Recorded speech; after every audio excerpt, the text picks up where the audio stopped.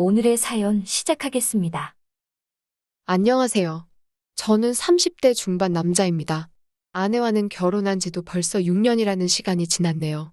연애를 하면서 이 여자가 아니면 내 미래는 상상도 못할 거라 생각을 했고, 결혼식장에서 당당히 신랑 입장을 할 때라든지, 신혼집 공사가 끝나 처음 둘이서 두 손을 꼭 붙잡고 집 안으로 들어설 때, 정말 제 아내와 평생을 행복하게 백년해로 할 것이라는 걸 믿어 의심치 않았습니다.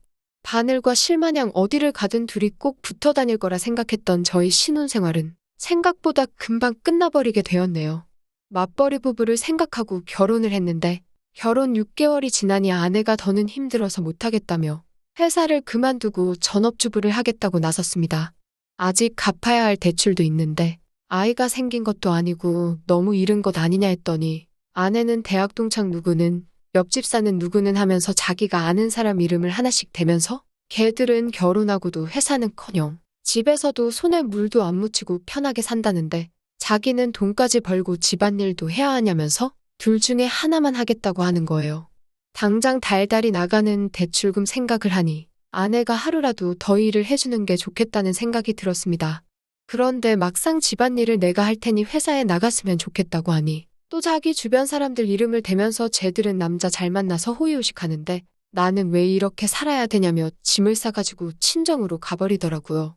제가 뭘 그렇게 잘못한 건지는 모르겠는데 결국 장모님한테 해명 아닌 해명을 하고 사죄까지 하고 난 뒤에야 아내가 회사를 그만두겠다는 조건으로 다시 집으로 데리고 왔습니다.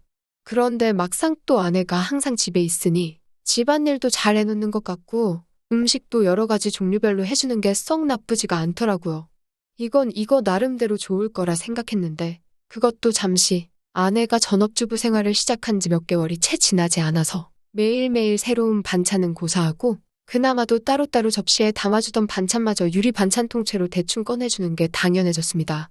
제가 퇴근하고 들어오면 뭘 그렇게 누구랑 연락을 하는지 핸드폰만 밤새 들여다보면서 잠도 저보다 늦게 들고 그러니 당연히 아침에 늦게 일어나게 되고 아침도 더 이상 차려주지 않더라고요. 간단하게라도 아침을 먹고 나가는 게 든든해서 아침밥을 좀 먹고 싶다고 하니 아내는 내가 네 밥 차려주는 사람이냐면서 성질을 내더라고요. 자기는 아침을 먹으면 하루 종일 소화가 안 된다면서 먹고 싶으면 네가 차려 먹으라고 화를 내는데 그냥 그 뒤로부터는 출근길에 김밥 한 줄 사서 먹는 게 일상이 되었습니다. 그런데 이제 그때까지는 아무런 생각이 없었는데 아내가 밥 먹으면서도 핸드폰만 쳐다보고 있고 잘 때도 마치 제가 잠들기만을 기다리는 듯 눈치를 보는 게 자꾸 신경 쓰이더라고요. 특히 제가 아내의 뒤쪽을 지나갈 때면 핸드폰에 정신이 팔려 있다가도 화들짝 놀라기도 하니까 제가 의심을 하지 않을 수가 없었죠. 경험해보지 않으신 분들은 모를 겁니다. 설마 아내가 저를 두고 다른 사람하고 그것도 몰래가 아니라 제가 집에 있는데도 불구하고 대놓고 연락을 하고 있다고 누가 생각이나 하겠어요. 저도 그랬고 그래서 처음에는 의심만 할 뿐 실질적인 조치를 취할 수 없었습니다. 만약 그게 진짜였을 때 받게 될 충격이 어마어마할 테니 조심스러워지는 게 사람 마음이더군요. 하지만 점점 더 아내가 집에서 집안일을 하고 있는 건지 뭘 하는 건지 모르겠을 정도로 집 상태는 엉망이 되고 있었고 아내는 더욱 더 의심스러운 행동만 하고 있었습니다. 집에 있는 반찬이라고는 반찬 가게에서 사놓은 마른 반찬이나 저희 어머니나 처가에서 가져온 밑반찬 말고는 다른 걸 구경도 못 해봤는데 생활비 통장을 확인해보면 항상 현금이 인출되어 있고 잔액은 바닥을 치고 있었거든요. 그래서 하루는 아내한테 경고도 할 겸 아내의 반응을 떠볼 겸 해서 생활비 통장이 아니라 신용카드로 바꾸는 게 어떻겠냐고 물어봤습니다. 신용카드로 하면 연말정산할 때 더 편하기도 하고 적립금 같은 것도 쌓이니까 더 이득이지 않겠냐고 넌지시 한마디 했죠. 그랬더니 아내가 노발대발 정색을 하기 시작하는 겁니다.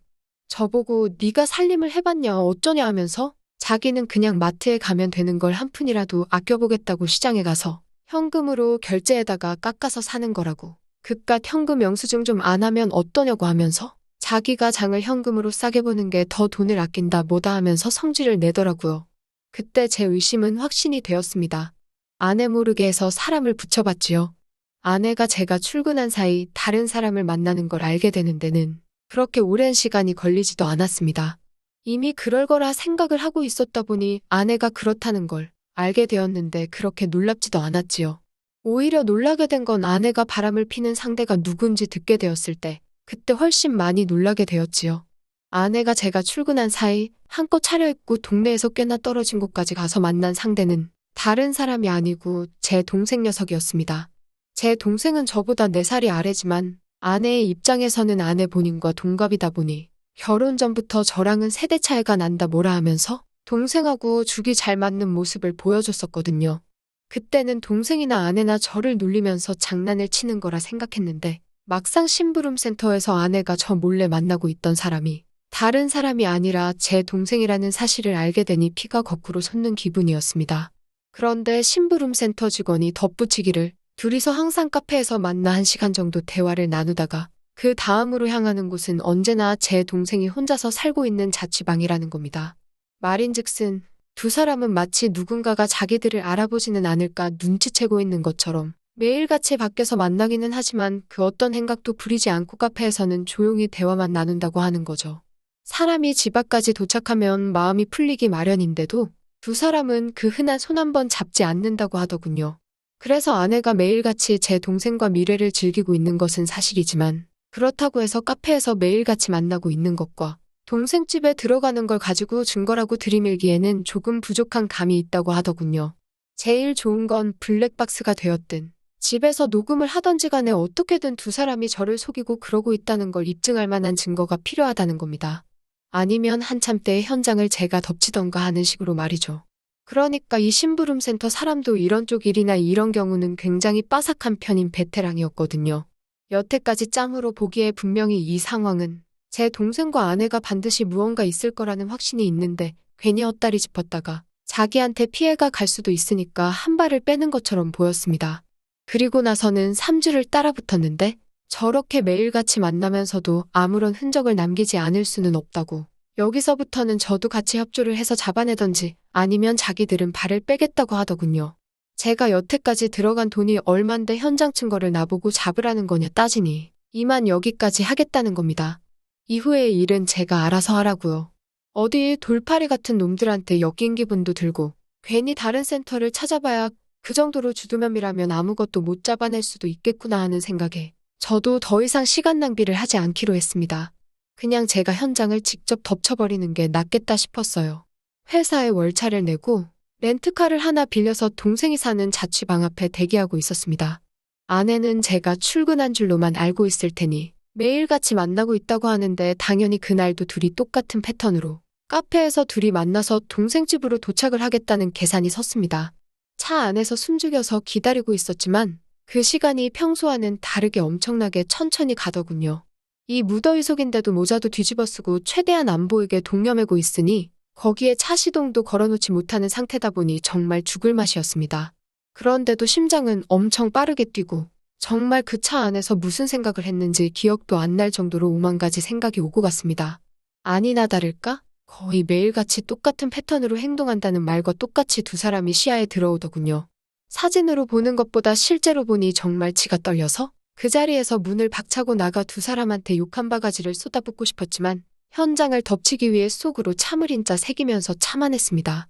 카페에서 둘이 시간을 보냈으니 집 안에 들어가자마자 본게임을 시작하려나 그 길로 저도 뒤따라 들어가 문을 열고 들어가고 싶었지만 참았습니다. 그때 1분 1초는 정말 제 인생 그 어떤 시간보다 느리고 천천히 흘렀습니다. 무더위에 두 사람 다 걸어오느라 고생 좀 했을 테니 땀이라도 식히고 시작하겠거니 싶어서 조금만 더 시간을 두고 기다리기로 했지요. 동생집 비밀번호는 제가 이미 옛저녁부터 알고 있었습니다. 바꾸는 거 별로 좋아하지도 않아서 예전부터 한 번호만 쭉 고집해온 녀석이거든요. 이미 두 사람이 집에 들어간 상황에 저도 뭘 더 차 안에 있을 필요가 있겠나 싶어 저는 이미 동생집 앞까지 들어와 있는 상황이었습니다. 얇아빠진 철제 현관문 너머로 아내와 동생의 목소리가 들려오는데 정확하게 무슨 내용을 말하는지는 들리지 않았지만 동생이 벌써부터 시작을 한다느니 어쩌니 아내가 오늘은 조금 빨리 좀 끝냈으면 좋겠다느니 어쩌니 하면서 하하호호거리며 이야기를 주고받더군요. 아니나 다를까 5분도 걸리지 않아서 두 사람은 뭘 하는 건지 문 너머로 들려오던 소음도 하나 들려오지 않고 조용하니 아무 소리도 들리지 않기 시작했습니다. 둘이서 나누는 대화 때문에라도 이미 미칠 것 같았는데 막상 아무 소리도 들리지 않으니 눈앞이 깜깜해지더군요. 더는 기다리지 못하겠다 싶어서 문을 박차고 들어갔습니다. 들어갔는데 두 사람은 제가 생각한 것과는 정반대로 서로 멀찌감치 떨어져 앉아 있더군요. 옷도 제대로 갖춰 입고 있었고 말이죠. 오히려 그 문을 따고 들어간 제가 더 당황스러웠습니다. 지금 뭐 하는 거냐고 크게 외치면서 들어갔는데 오히려 제가 민망한 상황이 되어버렸어요. 아내는 집에서 재택근무 형식으로 일을 할 수 있게 인터넷 사업을 구상 중이었고 그 과정에서 컴퓨터에 능숙한 제 동생에게 도움을 받고자 그동안 동생을 만나왔던 겁니다. 오히려 제가 동생과 아내에게 몹쓸 짓을 하고 만 상황이 되어버렸죠. 손이 발이 되도록 싹싹 빌어야 했습니다. 아무리 의심할 게 없어도 그렇지. 어떻게 동생과 아내를 그런 사이로 의심을 할 수 있느냐고. 동생에게 한 소리, 아내에게 한 소리 듣고 나서 나아가서는 어머니에게 한 소리 또 듣고 장모님한테는 아주 가루가 되도록 욕을 얻어먹었습니다. 졸지에 저는 아내랑 친동생 사이를 의심하는 의심병 환자가 되어버렸죠. 그 이후도 후유증이 엄청나서 아내와는 서로 말도 하지 않고 지내게 되었습니다. 그렇게 되니 너무 억울하더라고요. 그래서 아내의 뒤를 캘 때 고용했던 심부름 센터 직원을 만나서 따졌습니다. 어떻게 자기는 아무 잘못 없다 잡아떼고 면피를 하려고 할 줄 알았는데 심부름 센터 직원이 돈은 다 환불해준다고 하면서도 자기는 억울하다고 하는 겁니다. 자기가 이걸로 밥 벌어먹은 게 어디 한두 해 한 게 아니라고 나름 업계에서도 베테랑이라고 자부하고 다니고 그동안 경험에 의해서 저와 제 동생의 사이가 거짓이 아니고 거의 확신에 가깝다는 듯이 이야기를 하기 시작했습니다. 이 양반이 내가 틀렸다고 하니까 가오가 그렇게 상했나 싶었고 저는 사실 억울한 게 더 컸기 때문에 헛소리하지 말고 그럼 환불이나 해달라고 했어요. 그 양반한테 보수를 환불받는다고 해도 이미 엎질러진 물을 되돌려 놓기에는 힘든 상황이었지만 그래도 마음이라도 풀고 싶었거든요. 그런데 그 양반이 흔쾌히 환불을 해준다고 했다가 자기한테 짧게는 2주에서 길게는 2달만 시간을 달라고 하더군요. 제가 보수로 준 돈이 그렇게 큰 목돈이 아니었는데 이 양반이 돈이 궁해서 그러는가 싶었습니다. 그런데 그게 아니었어요. 정확하게 한 달이 지나서 그 양반이 저에게 녹음 파일 하나와 사진 몇 개를 내밀더군요. 그리고 그건 사실이었던 겁니다. 아내와 제 동생의 사이가 말이죠. 심부름센터에 어떻게 그걸 확신했냐고 했더니 주변 정황만 봐도 다 보이는 상황이라는 겁니다. 갑자기 커진 아내의 씀씀이와 돈의 사용처를 들키기 싫어서 현금을 사용하는 것까지 말이죠. 제 아내가 동생 집에 들락거리는 건 어떻게든 둘러댈 수가 있지만 돈을 번다고 하는 일인데 오히려 소비만 더 커지고 있으니 뭐가 있어도 있다고 확신을 했다는 거죠. 그리고 두 사람이 사랑의 속삭임을 나누는 정황을 녹음을 했고 한 달간의 추적 끝에 두 사람이 마음을 놓은 사이 길거리에서 손을 꼭 붙잡고 있는 사진을 찍는 데까지 성공한 겁니다. 보통 그런 식으로 미래를 즐기는 커플들에게는 공식 같은 게 있다고 하더군요. 아무래도 떳떳한 만남이 아니다 보니 데이트 장소가 매번 갔던 곳으로 한정적인 커플이 있기도 하다네요. 그러면 그 커플의 특징이 테이블 같은 곳도 매번 같은 자리를 선호한다는 겁니다. 그 덕분에 둘이서 사랑의 속삭임을 나누는 대화 내용도 녹음을 뜰 수 있었다고 하고요. 환불을 받으려고 했는데 심부름센터에 추가 수당까지 지불하고야 말았어요. 아내와 동생을 한 대 불러 그 둘 앞에 제가 확보한 사진을 들이밀었더니 제 앞으로 달려와서 무릎을 꿇고 빌더군요. 속일 생각은 없었다고 두 사람 다 잠깐 정신이 어떻게 되었었나 보다고 하면서요. 자초지종을 들으니 아내가 처음에는 재택근무로 돈을 벌며 가게에 보탬이 되려고 했던 건 사실이었습니다. 그리고 컴퓨터에 일가견이 있는 제 동생에게 찾아가 도움을 요청한 것도 사실이고요. 저 모르게 시작해서 놀래켜줄 생각에 저한테는 따로 말을 한 적이 없다고 합니다. 그런데 아무 경력도 없는 여자가 제 동생이 컴퓨터를 아무리 잘한다고 한들 인터넷으로 장사해본 경험도 없는 새파란 햇병아리에 불과한데 초짜 둘이서 머리를 싸매고 있는다고 해도 돈이 벌릴 리가 만무했던 거죠. 그렇게 둘이서 맨땅에 헤딩을 하면서 생활비며 용돈이며 끌어다 써서 돈을 날리고 나니 그러는 과정에서 둘이 정분이 나버린 거였어요. 처음에는 그냥 돈이 안 벌리는 상황의 스트레스 해소용으로 시작한 건데 날이 갈수록 그 마음이 커져가서 이 지경까지 왔다고요. 그러니까 제가 쳐들어간 그날도 일을 하고 있던 건 맞지만 일이 끝나면 둘이서 즐거운 시간을 보낼 계획이었던 거죠. 그런데 제가 좀 더 참지 못하고 현장을 확실하게 덮치지 못했을 뿐이었던 거였고요. 운도 참 지지리도 없게 조금만 더 참았으면 그때 이미 발견하는 거였는데 오히려 제가 성급하게 행동을 해서 두 사람한테 알리바이만 만들어준 꼴이 돼버린 겁니다. 그리고 저한테 그렇게 한번 걸렸으니 두 사람은 완전히 마음을 놓았던 거고 그동안 밖에서도 누가 볼까 경계태세로 다니던 두 사람이 마음을 놓고 손을 잡고 돌아다니다가 심부름센터에게 꼬리를 잡혔을 뿐이고 말이죠. 세상에 믿을 사람 하나 없습니다. 평생을 약속한 배우자와 저의 하나뿐인 혈육인 동생이 저를 두고 그런 행각을 벌였을지 말이에요.